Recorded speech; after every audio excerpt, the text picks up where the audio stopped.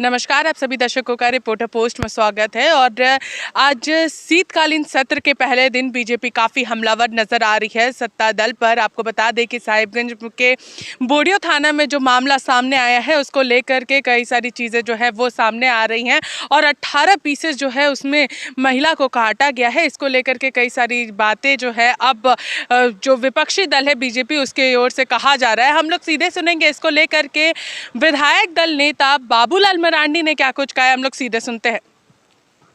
देखिए, हमने तो बार बार कहा है झारखंड के बारे में जो स्थिति आज पैदा हुई, क्योंकि जिनका काम था राज्य की सुरक्षा करना और पुलिस का काम था कानून व्यवस्था को बनाए रखना, अपराधियों को पकड़ना, जेल में डालना और उनको सजा दिलाना। लेकिन हेमंत सोरेन की सरकार ने पुलिस को एक टूल्स की तरह उपयोग कर रहे हैं और सरकार के विरोध में अगर कोई आवाज़ उठाते हैं तो फिर उस आवाज़ को दबाने के लिए उनको तरह तरह के फंसाना, जेल में डालना, मात्र इसी काम में लगे हुए। और इस कारण से इस राज्य में अपराधी बेखौफ होकर के अपराध कर रहे हैं। और संथाल परगना की जहाँ तक सवाल है तो मैं कहूँगा कि आपने थोड़े दिन पहले देखा दुमका की घटना। वहाँ भी एक राजमिस्त्री के पास एक बच्ची काम करती थी, फिर उस बच्ची को किस प्रकार से हत्या कर दी गई, फांसी पर लटका दिया गया, पेट्रोल छिड़क के भी एक बच्चे को मार दिया गया। और अभी की जो घटना है साहेबगंज बोरियो की, वो तो और ही विभत्स घटना है। और मैं तो कहूँगा कि संथाल परगना अगर आप जाएंगे उन क्षेत्रों में डेमोग्राफी तो पूरी तरह से, खास करके संथाल और पहाड़िया जो जनजाति है, ज़मीन तो उनके पास है और बड़ी तादाद में बांग्लादेश से घुसपैठिया आ रहे हैं और उनको धीरे धीरे बसाया जा रहा है। और उनकी बहू बेटियों के साथ भी 1, 2, 3, 4 ऐसी भी शादियां की जा रही हैं ताकि उनकी ज़मीन को कैसे हड़पा जाए। इसलिए आज भी मैं ये कह रहा हूँ कि अगर सरकार सर्वे करे तो आप देखेंगे कि उस क्षेत्र में 1, 2, 3 नहीं बल्कि सैकड़ों की तादाद में, ऐसे तो लोग कहते हैं कि हज़ारों की संख्या में इस प्रकार के लोगों ने जो शादी कर रखा है। यानी एक प्रकार से पहाड़ियों के ऊपर प्रिमिटिव जो ट्राइब्स है और संथाल के ऊपर आने वाला कल में एक बड़ी संकट आते हुए दिखाई पड़ रही है।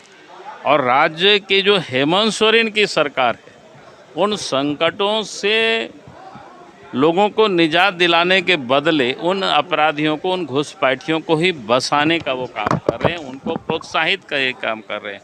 पिछले दिनों आप सब ने देखा होगा जब इस संथाल परगना के दौरे में थे मुख्यमंत्री जी, और उस समय उन्होंने क्या कहा, जो 32 की बात करते हैं तो उनको बांग्लादेशी घुसपैठिए कहा जाता है। यानी एक प्रकार से बांग्लादेशी घुसपैठिए है, उनको 32 की तगमा दे रहे हैं और उनको वहाँ बसाया जा रहा है। पूरी तरह से साहेबगंज, बरहेट, बोरियो, आप मुख्य सड़क के किनारे किनारे अगर आप देखेंगे तो नए नए घर बन रहे हैं, लोगों की ज़मीन हड़पी जा रही है।